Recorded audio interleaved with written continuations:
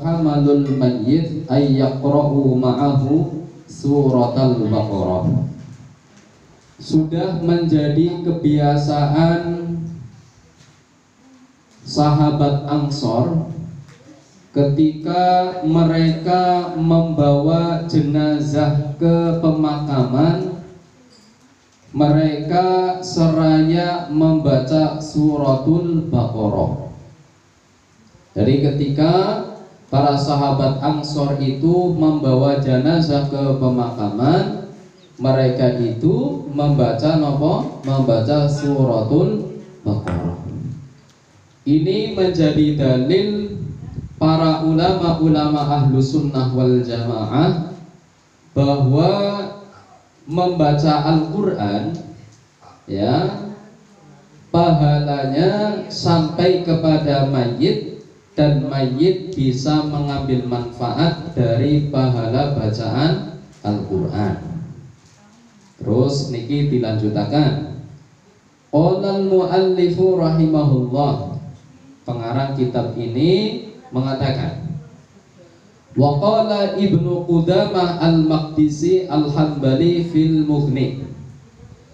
Imam Ibnu Qudamah al-Maqdisi yang bermadzhab Hambali, di dalam kitab Al-Mughni beliau berkata, faslun qala wala ba'sa bil qiraati 'indal qabri. Ada salah satu fasal di mana Ibnu Qudamah al-Maqdisi yang bermadzhab Hambali mengatakan wala ba'sa bil qiraati 'indal qabri. Tidak apa-apa membaca Al-Quran di kuburan. Jadi ini pendapat dari kalangan mazhab Hambali, bukan hanya pendapat dari ulama-ulama Syafi'iyah yang mengatakan bahwa pahala bacaan Al-Quran itu sampai kepada mayit. Begitu juga dari kalangan mazhab Hambali, seperti yang dipaparkan, seperti yang dijelaskan oleh Imam Ibnu Qudamah di dalam kitab Al-Mughninya, bahwa beliau mengatakan wala ba'sa bil qiraati 'indal qabri. Tidak apa-apa, artinya tidak diharamkan ya membaca Al-Qur'an di kuburan. Namun ya, ada kelompok yang mengaku-ngaku bermadzhab Hambali. Ada golongan ya, ada salah satu golongan yang mengaku-ngaku bermadzhab Hambali. Ngaku-ngakunya bermadzhab Hambali. Namun pendapatnya berlawanan dengan mazhab Hambali. Ini namanya jelas pengakuan yang dusta. Ngaku-ngakunya ikut mazhab Hambali, tapi pendapatnya berlawanan dengan pendapatnya mazhab Hambali. Nama golongan itu dikenal dengan sebutan Al-Wahhabiyah. Ya, ada golongan jamaah, golongan namanya Al-Wahhabiyah. Nah, jamaah atau golongan Al-Wahhabiyah ini mengaku-ngakunya itu bermazhab Hambali, tapi melarang dan menyesatkan membaca Al-Quran di kuburan. Ya, padahal di sini jelas sekali Ibnu Qudamah al-Maqdisi yang bermadzhab Hambali niki menyatakan bahwasannya membaca Al-Quran di kuburan ini tidak jadi masalah. Terus waqad ruwiya an Ahmad annahu qala, telah diceritakan ya dari Imam Ahmad bin Hanbal annahu qala, sesungguhnya Imam Ahmad bin Hanbal berpendapat, idza dakhaltum al-maqabira iqra'u ayatal kursi wa thalatha marrat qul huwallahu ahad. Beliau Imam Ahmad bin Hanbal mengatakan, ketika panjenengan semua memasuki area pemakaman, maka hendaknya membaca ayat kursi, terus kemudian membaca surat Al-Ikhlas 3 kali. Ya, anjurannya nopo? Ketika kita memasuki pemakaman hendaknya membaca ayat kursi. Ya, setelah membaca ayat kursi kemudian nopo membaca 3 kali surah Al-Ikhlas. Ya. Summakul, kemudian setelah selesai membaca ayat kursi dan ya membaca 3 kali surat Al-Ikhlas, kemudian berdoalah. Nah, niki doane. Allahumma inna fadlahu li ahlil maqabir. Ya, yang maknanya isi doa ini maknanya adalah ya Allah, sesungguhnya pahala ini, pahala bacaan ayat kursi, pahala bacaan surat Al-Ikhlas 3 kali, semoga diberikan kepada ahli kubur yang ada di sini. Ya, semisal ahli kuburnya jumlahnya ada berapa juta, ya untuk mereka semuanya yang muslim, ya, yang muslim. Ya, kalau orang kafir ya nggak bakal, ya, nggak bakal menerima manfaat, gak bisa. Ya, kenapa? Karena dosa-dosanya orang kafir itu tidak akan diampuni oleh Allah Subhanahu wa Ta'ala. Ya, khusus hanya untuk orang-orang muslim. Waruya anhu annahu qala. Kemudian ini ada cerita lagi. Ya, ada sebuah cerita. Ini saya meluruskan cerita ini karena mungkin bisa terjadi cerita niki dipenggal, tidak diteruskan, yang akhirnya mengatakan Imam Ahmad bin Hambal menyesatkan orang yang membaca Al-Quran di kuburan. Ya, karena kadang orang itu mencuri-curi pendapat tapi tidak selesai gitu loh Ibu. Jadi cuma sepotong-potong, tidak diselesaikan sampai tuntas.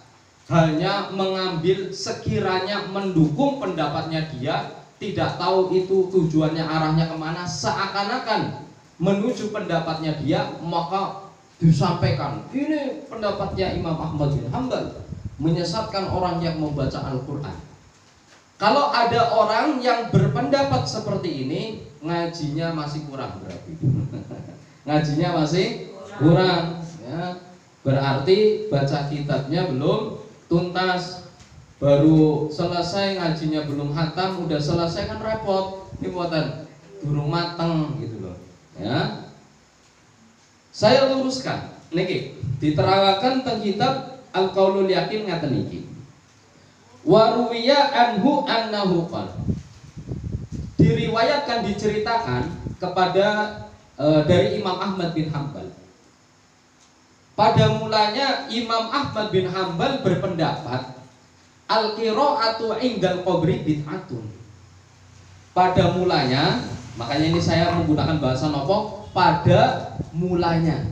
Berarti nanti ada kejadian selanjutnya. Pada mulanya Imam Ahmad bin Hambal berpendapat membaca Al-Quran ya di kuburan adalah bid'ah, sesat katanya. Ya. Waruya dzalika an Husain. Pendapat itu juga diceritakan dari Imam Husain. Qala Abu Bakar. Namun nih ada lanjutan ceritanya. Abu Bakar menceritakan nukila dzalika an Ahmad jama'atun, ya. Dinukil ya pendapat tersebut dari Imam Ahmad bin Hambal golongan ulama. Jadi memang dibenarkan dulu Imam Ahmad bin Hambal pernah berpendapat membaca Al-Quran di kuburan hukumnya bid'ah, sesat. Summa raja'a ruju'an abana bihi an nafsihi.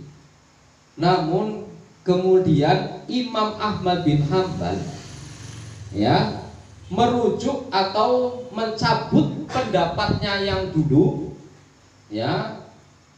Terus kemudian beliau menjelaskan untuk dirinya sendiri bahwasannya ya dianjurkan untuk membaca Al-Quran indal qabri, di samping kuburan atau di dalam kuburan.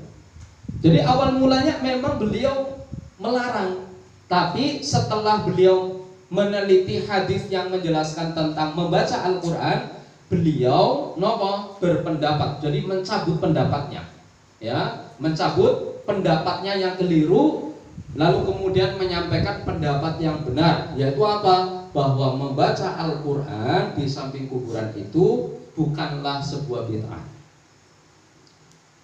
Ada beberapa faidah yang bisa kita ambil dari riwayat niki, cerita niki. Nopo?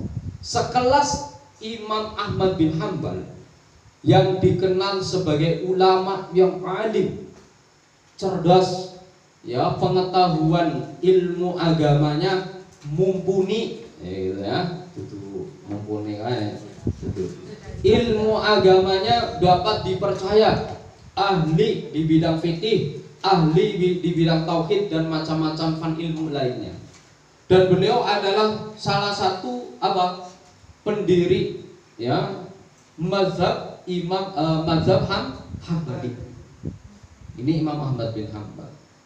Ketika beliau pernah berpendapat, lalu kemudian pendapatnya itu, ya, salah, lalu diingatkan yang benar, beliau merujuk atau mencabut pendapat yang keliru. Apalagi kita tidak usah kita menyombongkan dirinya. Siapa kita? Al-Quran yang gak hafal gimana? Juz amma juga gak hafal, ya. Kitab-kitab para ulama, matan-matan seperti matan Jurumiyah juga tidak hafal, matan takrib juga tidak hafal, ya. Aqidatul Awam aja tidak hafal, ya. Terus kemudian kitab apalagi Fathul Qari, Fathul Mu'in, Fathul Wahab, Mahalli, Qulyubi, Jamul Jawami, dan kitab-kitab yang lainnya kita tidak menguasai dan tidak hafal. Siapa kita? Artinya kita adalah orang awam, gimana? Kelas kita, saya saja adalah orang awam, masih dikategorikan awam.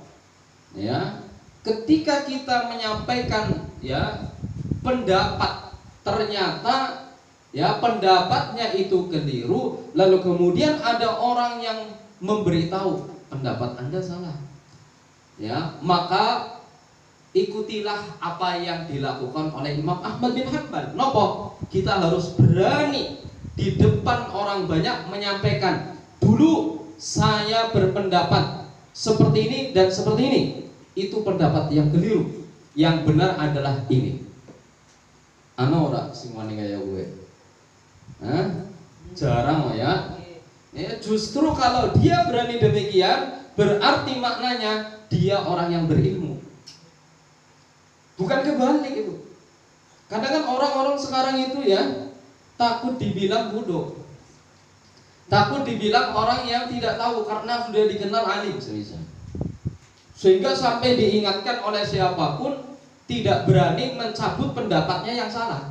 Ini justru menunjukkan berarti dia bukan orang yang memiliki rasa kasih sayang kepada umat.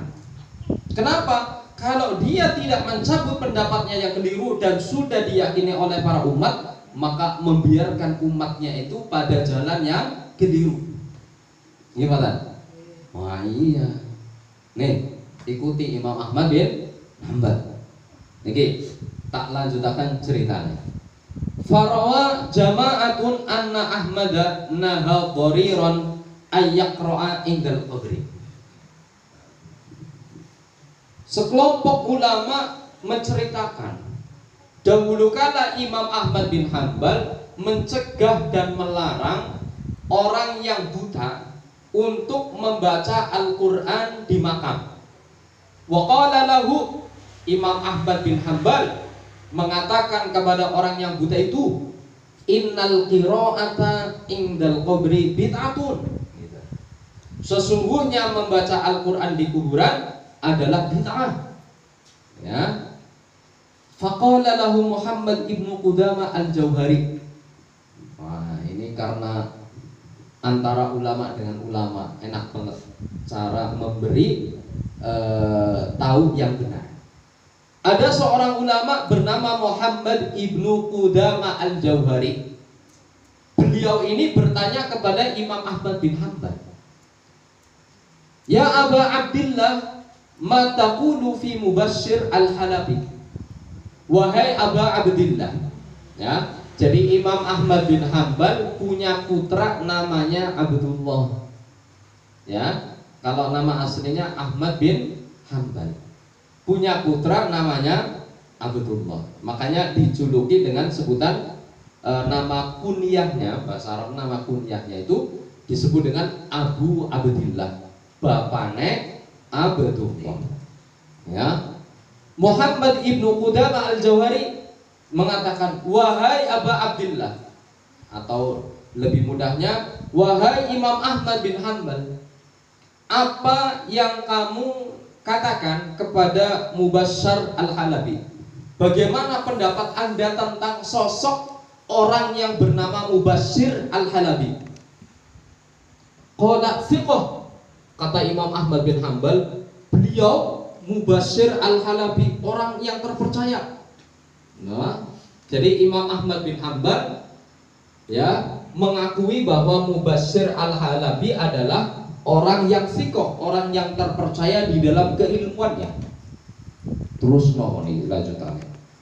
Qala Muhammad ibnu Qudamah al-Jauhari mengatakan, "Fa akhbarani Mubashshir an abihi annahu awsa idza dufina yuqra'u indahu bi Fatihatil Baqarati wa khatimatiha." Mubashshir al-Halabi memberitahu kepada saya, dan Mubashshir dari abahnya, bahwa abahnya Mubashshir niku ya memberi wasiat kepada Mubashshir ketika ayahnya dimakamkan, maka hendaknya dibacakan awal surat Al-Baqarah hingga sampai selesai. Ya, enak banget ya cara nopo namine memberi nasihat gitu bahasanya. Ibaratnya kayak gini Ibu, contoh pendekatannya. Anak wong si A lah ibaratnya. Si A ngomong kayak gini, hukumnya niki haram ya Bu. Terus si A duwe kanca arane si B. Si B pangelingna si A. Si A karena berpendapat keliru, si B niate pan ngelingna. Terus si B ngomong kayak gini, "A, ya, jare ente si Abdul Malik gue keprimen semisal." Terus si A ngomong, "Oh ya, kau terpercaya ke ilmuannya." Ayo Bu. Lah terus si B ngomong, "Ya, Abdul Malik memberitahu kepada saya bahwa abahnya Abdul Malik itu berwasiat ngaten. Ayo Bu. Contoh pendekatannya seperti itu. Jadi lantaran lewat orang lain yang diakui bahwasanya orang tersebut orang yang thiqah. Ayo Bu. Ambil nganggo bahasa kayak gini enak teman. Ibaratnya kayak gini lah Ibu. Cara mematahkan kayak gini. Aja langsung klek ayo Bu orang. Caranya kayak gini. Jenengan duwe kanca ataupun sedulur, cara berpendapatnya pendapatnya keliru.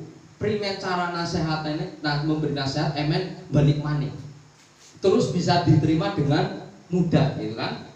Caranya gitu. Dengan berpendapat katanya seperti ini ya, hukumnya haram. Dan jenengan ngomong, jenengan kan primen jare jenengan wong kiye sing arane kiye jare jenengan keprimen ya ku wong alim kowe wong fiqh terpercaya lah wong kuwe memberitahu kepada saya bahwa hukum kayak gini boleh, kok Anda mengatakan tidak boleh? Ki langsung wongnya pasti meneng bae. Caranya kayak gitu itu. Nah niki saya banget nih ya.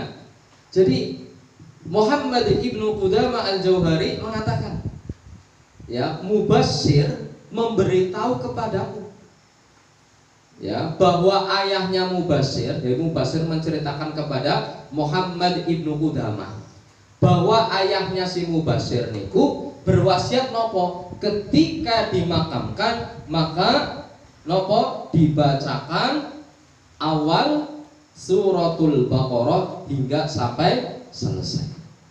Waqala ditegasakan malih Muhammad ibnu Qudamah al-Jauhari mengatakan sami'tu Ibnu Umar yusi bidzalika.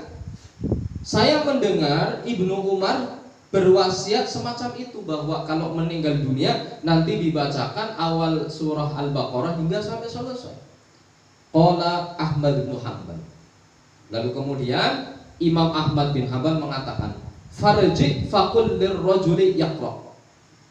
Kembalilah ke sana. Lalu katakanlah kepada laki-laki yang buta itu, yaqra, supaya membaca Al-Qur'an.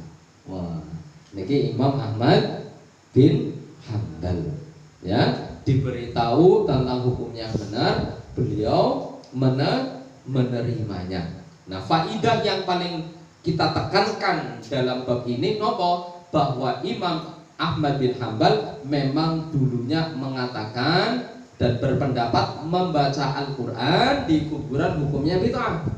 Namun setelah diberitahu ya hukum sejatinya, kemudian Imam Ahmad bin Hanbal merujuk atau mencabut pendapatnya, lalu kemudian berpendapat bahwasannya membaca Al-Quran di kuburan itu diperbolehkan. Ngoten niku Ibu. Maka panjenengan jangan sampai terpengaruh, napa? Jangan sampai terpengaruh ya sama orang-orang yang belum jelas biografi tentang kehidupan mencari ilmunya. Ini harus waspada, awas, harus hati-hati saestu. Ya. Panjenengan kalau semisal mau ke dokter kan ya seyogianya kan tahu ya. Dokter ini biografinya bagaimana? Sekolahnya di mana gitu kan? Berapa tahun dapat prestasi apa dia di dalam kedokteran gitu. Ya kalau panjenengan pun ngertos dia ahli kan panjenengan yakin wis pasti kula pasrahkan marang dokter. Gimana? Pastinya kan kayak gitu.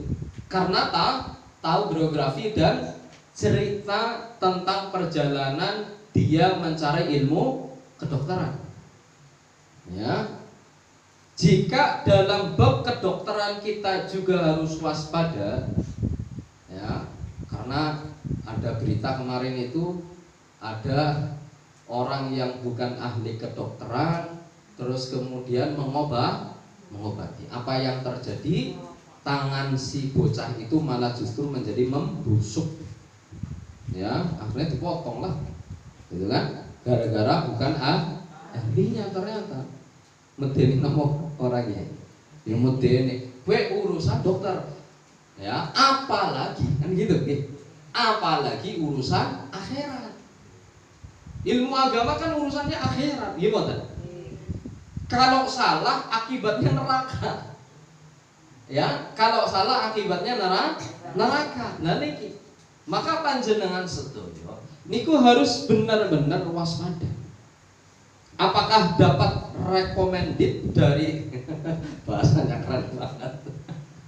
Apa recommended? Nah, rekomendasi ya. Apakah dapat rekomendasi dari gurunya? Monggo ngaji sama simpulan. Monggo ngaji sama simpulan. Apakah tidak? Ya. Karena demi keselamatan dan demi keutuhan di dalam berpegang teguh pada ajaran Ahlus Sunnah wal Jamaah. Ya, ibu-ibu yang saya hormati, banyak kejadian-kejadian zaman sekarang niki.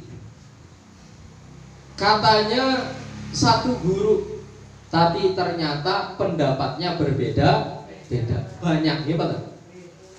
Karena apa? Karena tidak teliti dan tidak bisa memilih seorang guru. Mestinya kalau satu guru satu pendapat. Gimana? Satu perguruan aja udah beda pendapat. Ini berarti perlu ditanyakan gurunya bagaimana. Gimana? Jadi kita harus waspada dan teliti dalam memilih seorang guru. Harus tahu nih biografinya. Dia belajar ilmu kepada siapa? Misal nopo namanya kitab takrib gitulah misal, atau kitab jurumiyah atau kitab-kitab yang lainnya. Anda belajar kitab ini kepada siapa? Oh, pada fulan. Si fulan ini ngajinya pada siapa? Sama si fulan. Sampai kepada Rasulullah Sallallahu Alaihi Wasallam. Yang seperti inilah yang kita harus cari, ya. Sebab saya lihat-lihat, masya Allah zaman sekarang memang pun benar nopo sing didawakan marang Kanjeng Nabi.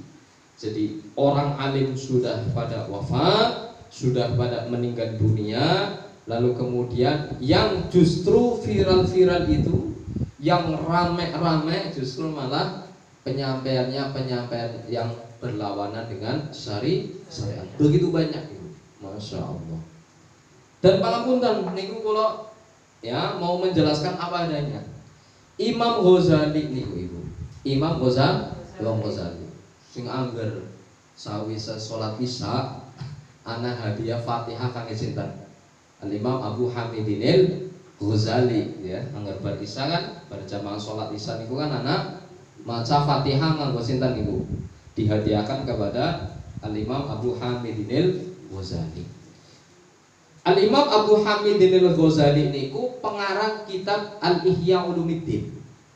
Ya, pondok pesantren ning kene arane napa? Pondok Ihya. Macane napa niku? Baca pondoknya gimana? Ihya'u apa ihya'a apa ihya'i? Ihya'u Ulumuddin. Al-Ihya'u apa ihya'u? Kalau ihya'u berarti Ulumuddin. Kalau al-ihya berarti Ulumuddin. Ya, kalau ada alnya berarti Ulumuddin, kalau tidak ada alnya berarti Ulumuddin. Berarti Ihya'u Ulumuddin. Kalau al-ihya Ulumuddin, wis benar berarti. Nah, mungkin tabarukan dari kitabnya Imam Ghazali. Ya, Imam Ghazali di dalam kitab Ihya Ulumuddinnya beliau mengatakan wa min takabburihi, di antara ya sifat sombongnya pencari ilmu agama nopo alla yastangkifal istifadah illa minal muriqinal masyhurin, tidak ataupun mencegah dirinya ya untuk tidak mengambil ilmu agama kecuali sama orang-orang yang viral saja gitu. Ya, kalau redaksi nasnya saya secara tekstualnya lupa, ya, maknanya seperti itu. Jadi termasuk bagian daripada kesombongan orang yang mencari ilmu agama adalah apa? Tidak mau mengambil ilmu agama kecuali pada orang-orang yang viral, orang-orang yang terkenal. Niki sombong namanya. Nyompan ngaji karo kae Allah. Anu apa arane ora terkenal wonge. Ya ora. Jadi tolak ukure ke viral karo orane, dudu tolak ukure ilmune. Nah iki sing repot. Ya apa ta? Lah saniki apa? Niki perlu kula sampeaken. Karena sudah sampai batas di mana banyak sekali, bukan hanya di sini saja, tapi di luar daripada di sini banyak yang tidak mau menimba ilmu agama sama kiai-kiai kampung. Ya, meremehkan sama kiai-kiai kampung. Ya, padahal yang viral itu belum tentu ilmunya itu sealim dari kiai-kiai kampung. Ya, ini perlu kula jelaskan. Ya, supaya apa? Sadar lan pada eling. Tolak ukure kan apa? Ilmu dudu tolak ukure viral karo orangnya. Nyong tahaddusan bi nikmatillah. Nyong ora kata sombong. Karena menceritakan nikmate Gusti Allah. Sejak saya menjadi santri itu sudah menghafal beberapa fan kitab. Bulughul Maram, kitab hadis. Kemudian Alfiyah Ibnu Malik beserta dengan syarahnya, itu ada 1002 bait nazam beserta dengan syarahnya. Terus kemudian kitab Jurumiyah, Aimriti, dan hampir mau menyelesaikan juga kitab Takrib tapi tidak sampai selesai karena dilarang. Terus kemudian kitab Tuhfatul Atfal, terus kemudian kitab Mukhtasar, kemudian kitab As-Siratul Mustaqim, dan masih banyak lagi kitab-kitab yang saya hafalkan. Coba bayangkan, banyak nomor tahaddusan bi ni'matillah. Saya hanya menceritakan nikmatnya Allah Subhanahu wa taala, bukan karena apa-apa. Supaya panjenengan ngertos biografi ringkas kula. Jadi sanad keilmuan kula pada masyayikh Lirboyo, yaitu Mbah Yai Idris Marzuki, keturunan dari Kiai Marzuki, ya, di mana Kiai Marzuki niki salah satu daripada mantunya Mbah Abdul Karim, pendiri pondok pesantren Lirboyo. Mbah Abdul Karim niku aslinya orang Magelang. Mbah Abdul Karim niku aslinya wong Magelang. Nimba ilmu ke Bangkalan, yaitu nimbanya ke Mbah Khalil Bangkalan bersama dengan Hadratus Syekh Mbah Hasyim Asy'ari. Jadi jalur sanad keilmuan kula teng Lirboyo ke Yai Idris Marzuki, terus ke Mbah Marzuki, terus kemudian nanti ketemunya ke Syekh Ihsan Jambas, lalu kemudian nanti ketemunya Hadratus Syekh Mbah Hasyim Asy'ari, dan nanti kalau sudah sampai ke Mbah Hasyim Asy'ari jelas ilmunya Mbah Hasyim Asy'ari nyambung sampai kepada Rasulullah Sallallahu Alaihi Wasallam. Nah, ini tahaddusan binikmatillah. Bahkan kalau ijazah hadis Sahih Bukhari itu saya langsung kepada Syekh Salim Alwan Al-Husaini yang mengarang kitab niki, Ibu. Ya, itu masih ada ijazahnya, itu sanad. Saya dari sini, dari sini, dari sini, dan dari sini. Nah, kalau sudah ke Syekh Salim Alwan Al-Husaini, nanti ketemunya sama murid-muridnya Syekh Yasin Al-Fadani.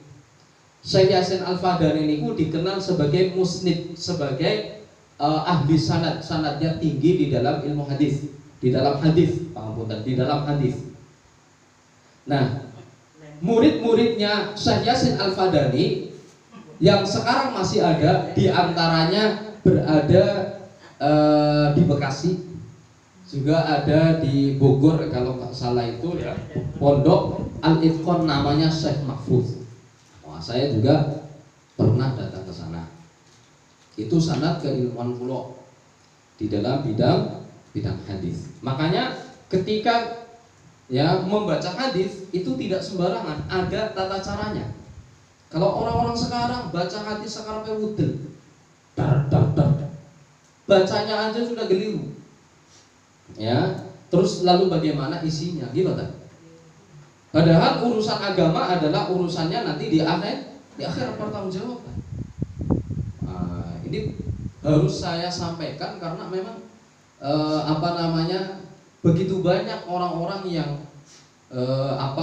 menyepelekan dan meremehkan ya orang-orang yang tidak terkenal, ya, tidak terkenal di penduduk bumi. Banyak orang-orang yang tidak dikenal di penduduk bumi tapi terkenal di penduduk langit. Banyak ya orang-orang seperti itu, banyak. Masih banyak ulama-ulama Indonesia yang tidak terkenal dan keilmuannya luar biasa. Masih banyak itu, masih banyak. Nah, jadi jangan mencari ilmu agama hanya pada orang yang viral saja. Tapi tolak ukurnya tentang masalah ilmu, mumpuni apa enggak nih? Sikoh apa enggak nih? Terpercaya apa tidak? Kalau sikoh terpercaya, lanjutkan. Kalau tidak terpercaya, jangan dilanjutkan. Karena ilmu agama bukan untuk main-main. Ya, ilmu agama itu adalah untuk panduan kita di dalam kehidupan, melangkah, mengucapkan, ya, meyakini. Dengan ilmu agama kita kan tahu mana akidah yang benar, gimana? Dengan ilmu agama kita tahu mana yang halal dan mana yang haram. Dengan ilmu agama kita tahu mana yang hak dan mana yang batil. Jadi orang guyonan. Namun banyak sekarang ya, justru banyak orang-orang yang tertarik dengan kajian-kajian sing akeh guyonane. Wah, repot maning ya. Angger setitik-setitik guyonan, terus guyonane ora dusta ora masalah.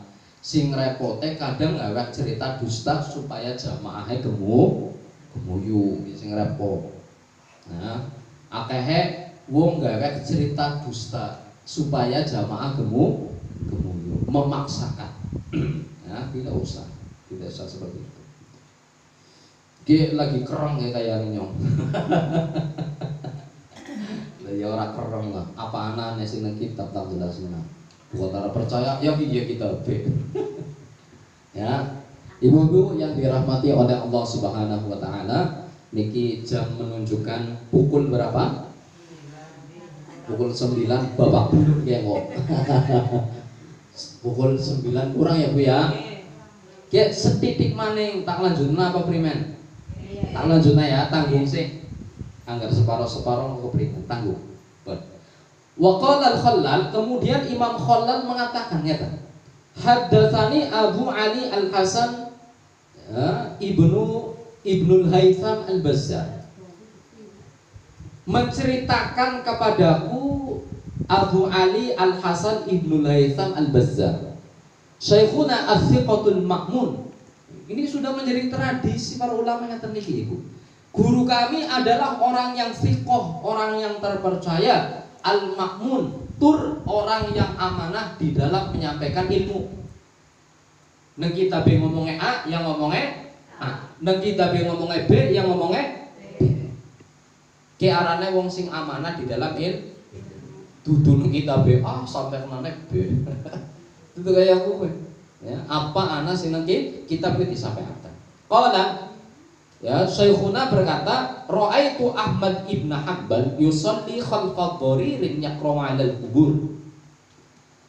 Saya melihat Imam Ahmad bin Hanbal melakukan sholat di belakang orang yang buta yang membaca Al-Qur'an di pemakaman. Wa qad ruwiya 'anil Nabi sallallahu alaihi wasallam annahu qala, telah diriwayatkan dari Kanjeng Nabi sallallahu alaihi wasallam bahwa Kanjeng Nabi niku dawuh, napa dawuhe ngeten, man dakhalal maqabira, barang siapa yang memasuki pemakaman, faqara'a surata Yasin, kemudian membaca surah Yasin, ya, sanes surat tanah, ya, khuffifa anhum yauma idzin, maka saat itu juga ya siksa-siksa ahli kubur diringankan. Bapak Ibu, dawuh Kanjeng Nabi ya. Jadi orang yang memasuki pemakaman lalu kemudian membaca nopo surah ya Yasin, faedahnya nopo, ahli kubur yang di situ ya, yang jelas orang-orang muslim, siksanya niku diringankan oleh Allah Subhanahu wa taala lantaran bacaan surah Yasin. Makanya ya dewek ya mau ya hari dina Jumat ya maca surah ya Yasin ya, faedahnya luar biasa. Niku wonten kitab sing khusus jelasaken tentang surah Yasin. Kapan-kapan nanti saya jelaskan kumpas tuntas tentang tafsir surah ya Yasin. Insya Allah saya sudah talaki kitab itu, sudah talaki dengan guru saya, dan isinya bagus banget, asik, tentang hari kiamat, terus kemudian tentang tempat yang tidak dilihat oleh manusia. Pokoknya nanti di kitab itu ya. Wa kana lahu bi'adadi man fiha hasanat, dan orang yang membacanya mendapatkan kebaikan-kebaikan sejumlah orang-orang yang telah meninggal dunia yang ada di pemakaman itu. Weh, oleh pahalane akeh nemen gimana? Makanya kok ziarah, berziarah terus baca surat ya Yasin ya. Wuriya anhu alaihi salam, dan diriwayatkan juga dari Kanjeng Nabi. Kanjeng Nabi dawuh, man zara qabra walidayhi, Sapane wong sing ziarah nang makam wong tua lorone faqara indahu au indahuma, ya, lalu kemudian dia membaca ya nopo Yasin, ya, membaca surat Yasin di samping kuburannya, ghufira lahu, maka apa? Dosanya diampuni oleh Allah Subhanahu wa taala. Fasl wa ayyu qurbatin fa'alaha wa ja'ala thawabaha lil mayyitil muslim nafa'uhu dzalika insyaallah. Setiap amal ibadah yang dilakukan oleh seseorang yang masih hidup kemudian pahalanya diniatkan untuk mayit yang muslim, maka mayit itu akan memperoleh manfaat pahala itu insyaallah. Amma doa, adapun doa wal istighfar, meminta ampunan atau bacaan istighfar, was shadaqah dan shadaqah, wa adaul wajibat dan melaksanakan kewajiban-kewajiban, fala a'lamu fihi khilafan in kanat al wajibatu mimma yadkhuluhu niyabah.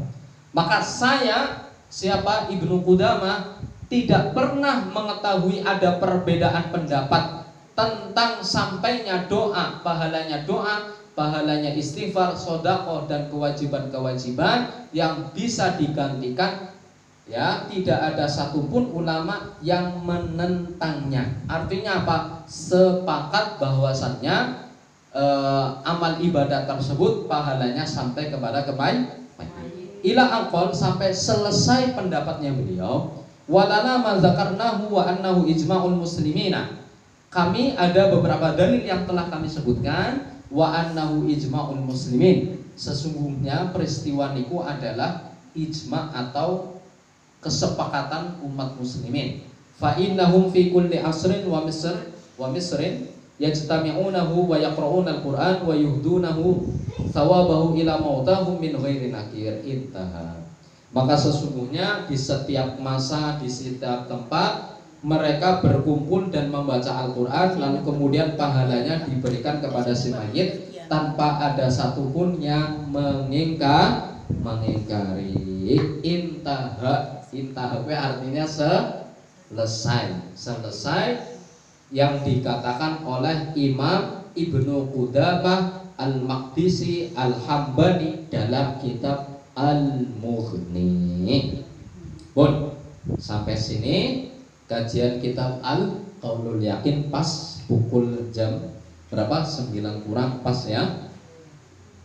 Insyaallah nanti pertemuan berikutnya kita akan lanjutkan lagi kitab Al-Qaulul Yakin, ya, dengan pembahasan yang lebih menarik lagi. Jangan sampai lupa saksikan ya pertemuan berikutnya karena lebih menarik lagi, tidak kalah gitu ya.